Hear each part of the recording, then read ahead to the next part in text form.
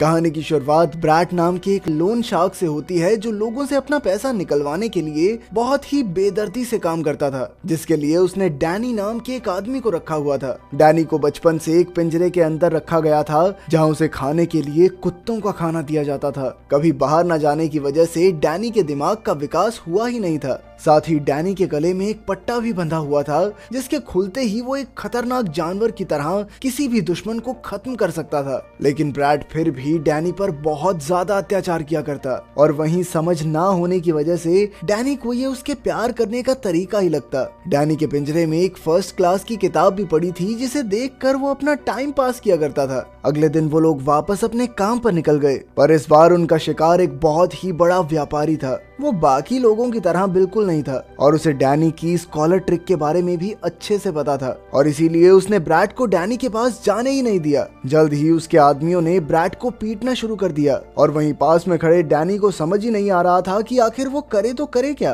पर तभी किसी तरह से ब्रैड ने खुद को बचाते हुए उसके गले का पट्टा खोल दिया, जिसके बाद डैनी ने तुरंत वहां मौजूद सभी आदमियों को पीटना शुरू कर दिया और उसकी इस काबिलियत को देखकर वहीं पास में खड़ा वेद काफी हैरान था, जो कि एक अंडरग्राउंड फाइटिंग रिंग का मालिक भी था और उसे डैनी के अंदर बहुत सारा पैसा कमाने का एक मौका दिखा। सभी आदमियों को पीटने के बाद जब वो लोग बाहर आए तो ब्रैड अभी भी डैनी पर ही गुस्सा कर रहा था और उसकी जान बचाने के बावजूद भी ब्रैड के मुताबिक डैनी किसी काम का नहीं है। डैनी को अच्छे से डांटने के बाद वो लोग उस दिन की आखिरी जगह पर गए जो कि एक एंटीक वेयरहाउस था और ब्रैड पिछली बार की तरह मार नहीं खाना चाहता था और इसीलिए उसने डैनी को वेयरहाउस में रुककर इंतजार करते हुए एक अलार्म पर नजर रखने को कहा और जैसे ही उस अलार्म की बत्ती जली तो डैनी को अंदर जाकर ब्रैड को बचाना है। वेयरहाउस में इंतजार करते वक्त डैनी की नजर वहां मौजूद एक पियानो पर पड़ी, जिसे देखते ही उसे अपनी किताब में बनी हुई तस्वीर याद आ गई और उसने पियानो के बटन्स दबाना शुरू कर दिया। उसी वक्त उस कमरे में सैम नाम का एक अंधा आदमी आया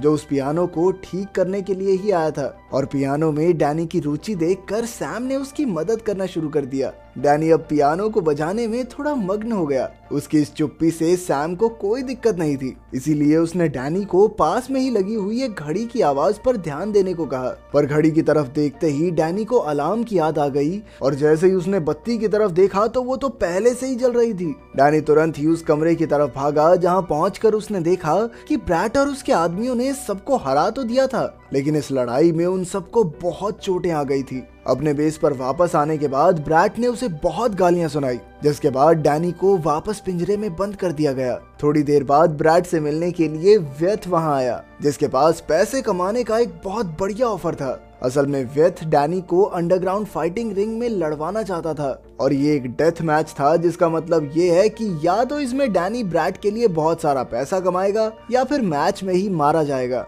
पैसों की बात सुनते ही ब्रैड इस डील के लिए तैयार हो गया। अगले दिन डैनी को रिंग में ले जाया गया जहां उसके सामने एक ऐसा रेसलर था जो कि 3 साल से लगातार चैंपियन बन रहा था और इसीलिए सभी लोगों ने उस रेसलर की जीत पर पैसा लगाया। पर मैच शुरू होते ही डैनी ने उस रेसलर के गले में 3 मुक्के मारकर मैच को 1 ही मिनट के अंदर खत्म कर दिया। व्यथ डैनी से बहुत ज्यादा खुश था और उसने तुरंत ही ब्रैड को उसके हिस्से के पैसे दे दिए। ब्रैड पहली बार डैनी के काम से खुश था और इसीलिए उसने डैनी को कुछ भी मांगने को कहा, पर जब डैनी ने उसके सामने पियानो की डिमांड रखी तो ब्रैड ने इसके लिए तुरंत मना कर दिया। तभी अचानक से एक ट्रक ने उनकी गाड़ी को ठोका। असल में ये काम उसी व्यापारी का था जिसे डैनी ने पिछले दिन पीटा था और आज वो उन सब से बदला लेने के लिए आया था। गाड़ी को ठोकने के बाद उसके आदमियों ने उन पर अंधाधुंध गोलियां चलानी शुरू कर दी। इस हमले में ब्रैड तो नहीं बचा, पर डैनी एक गोली लगने के बावजूद भी किसी तरह जिंदा बच गया। ब्रैड की मौत के बाद डैनी के पास अब कोई घर नहीं था, इसीलिए वो सीधा एंटीक वेयरहाउस चला गया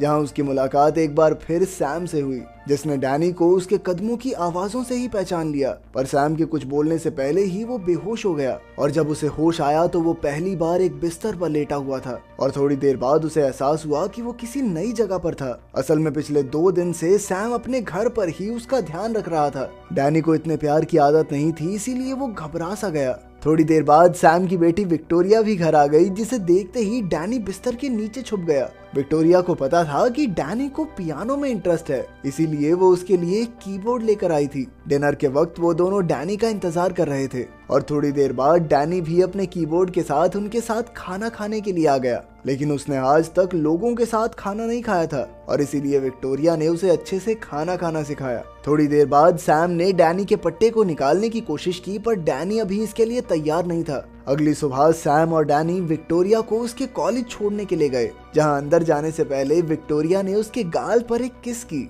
जिसके बाद डैनी को काफी शर्म आ रही थी। असल में उसने किस के बारे में एक किताब में पढ़ा था और आज उसने पहली बार इसे महसूस किया। डैनी की इस खुशी को महसूस करके सैम भी काफी खुश था। उसी शाम सैम ने डैनी से विक्टोरिया को कॉलेज से लाने को कहा और सैम की बात मानते हुए डैनी विक्टोरिया के कॉलेज गया, जिसके बाद वो दोनों आइसक्रीम खाने चले गए। रात के समय विक्टोरिया को नींद नहीं आ रही थी, इसीलिए वो डैनी को पियानो सिखाने लग गई, जिसमें उसे बहुत ही ज्यादा मजा आ रहा था। डैनी बहुत ही कम समय में उनकी दुनिया का एक हिस्सा बन चुका था। कुछ दिनों बाद सैम और डैनी सामान लेने के लिए मार्केट गए, जहां अचानक से कुछ गुंडों ने लड़ाई करना शुरू कर दिया, जिसे देखकर वहां मौजूद सभी लोग काफी डर गए। पर डैनी फिर भी बेफिक्र होकर अपनी सब्जियों को चुनने में लगा हुआ था।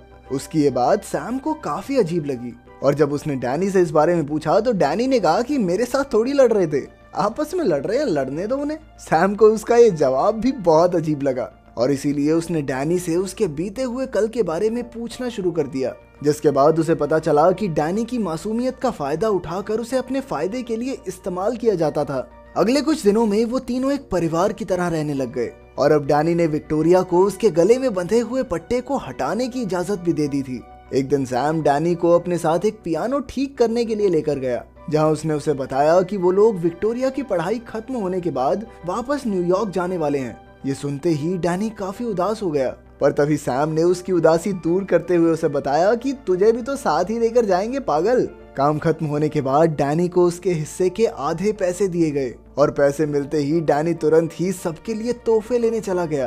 पर घर वापस जाते वक्त उसकी मुलाकात एक आदमी से हुई जो ब्रैट के लिए काम किया करता था और उसने डैनी को बताया कि ब्रैट अब भी जिंदा है और वो तो पागलों की तरह उसे ढूंढ रहा है। डैनी भी वापस जाने के लिए तैयार था क्योंकि वो अपने माता पिता के बारे में ब्रैट से पूछना चाहता था। खैर पूछने पर ब्रैट ने बताया कि उसे तो डैनी रोड के किनारे पर मिला था और इसीलिए उसने कभी भी उसके माता पिता के बारे में जानने की कोशिश नहीं की।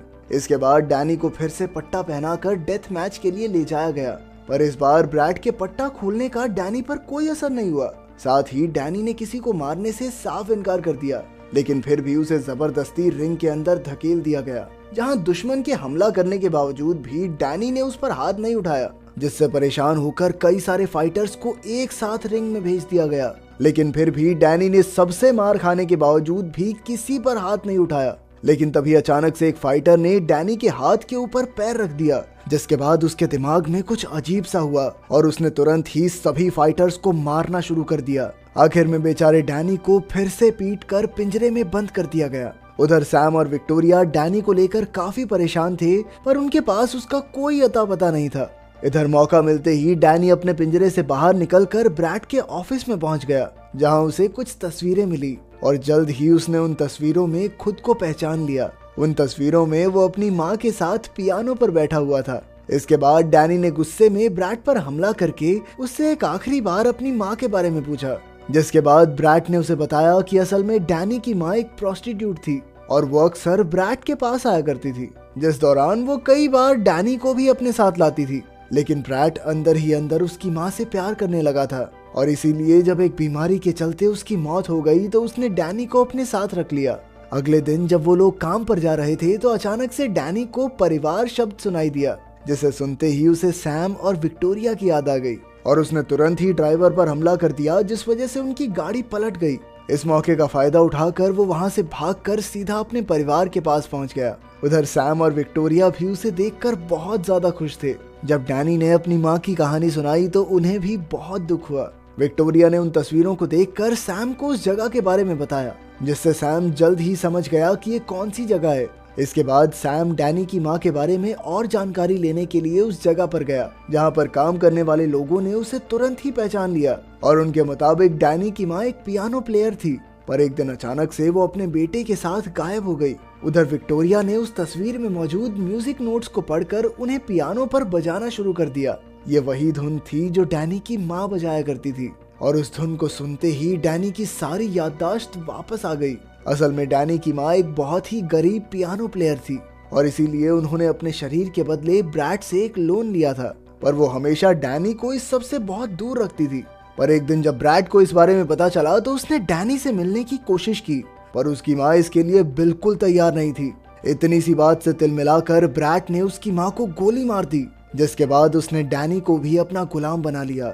इधर याददाश्त वापस आते ही डैनी समझ गया था कि ब्रैड एक बहुत ही खतरनाक आदमी था और इसीलिए उसने विक्टोरिया और सैम को जल्द से जल्द शहर छोड़ने को कहा। पर उनके वहां से जाने से पहले ही ब्रैड और उसके आदमियों ने उन पर हमला कर दिया, इसलिए डैनी ने उनको अलमारी के अंदर छुपा दिया, जिसके बाद वो खुद ब्रैड के आदमियों का सामना करने चला गया। और इस बार उसका मुकाबला स्ट्रेंजर नाम के एक आदमी से था जो ठीक उसी की तरह लड़ता था, पर फिर भी डैनी ने उसे आसानी से हरा दिया।